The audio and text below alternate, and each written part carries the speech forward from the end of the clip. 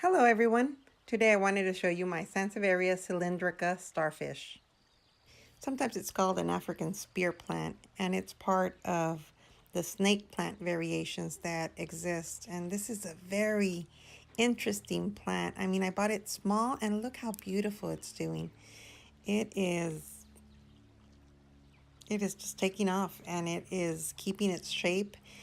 When I bought it, it was tiny, and I'd say in a year it's grown to this.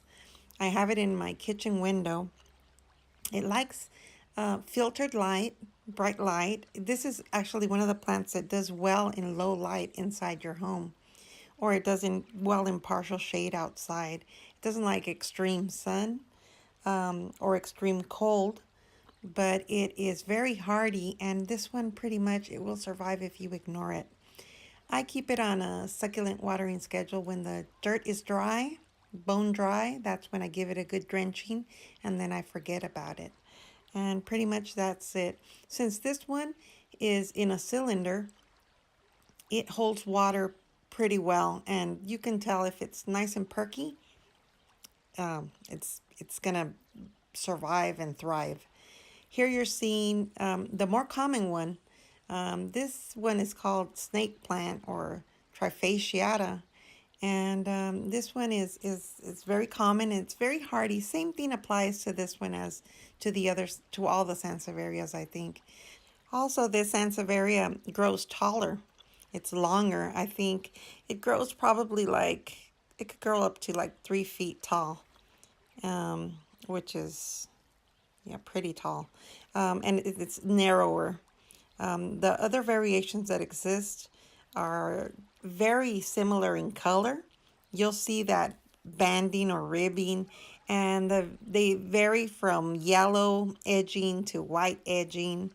And this is just a great plant to have indoor because it's one of the ones that improves the air quality, and it is so different looking that it lends itself to decorate in a more modern fashion. I've seen them placed in containers that are long, like long containers, and just a bunch of these in a narrow band.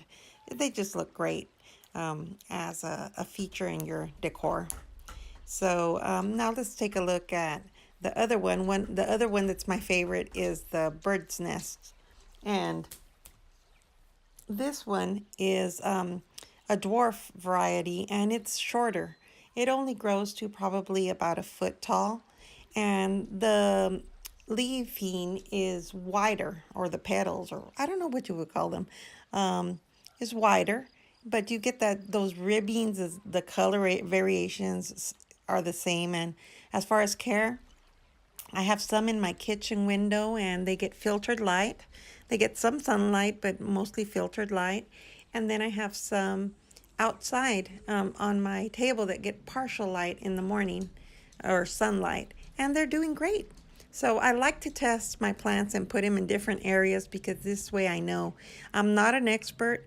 I learn as I go, and I learn just as much as you guys learn from watching videos on YouTube as preparing them for you guys, because I do try to do my due diligence and do some research, but it's only as good as the information out there, and I try to get it right, but sometimes I may be wrong, and sometimes you set me straight, and I really appreciate that, because that's what the beauty of YouTube is, that we collaborate and we learn from each other, and it's just an awesome place to grow and to help each other.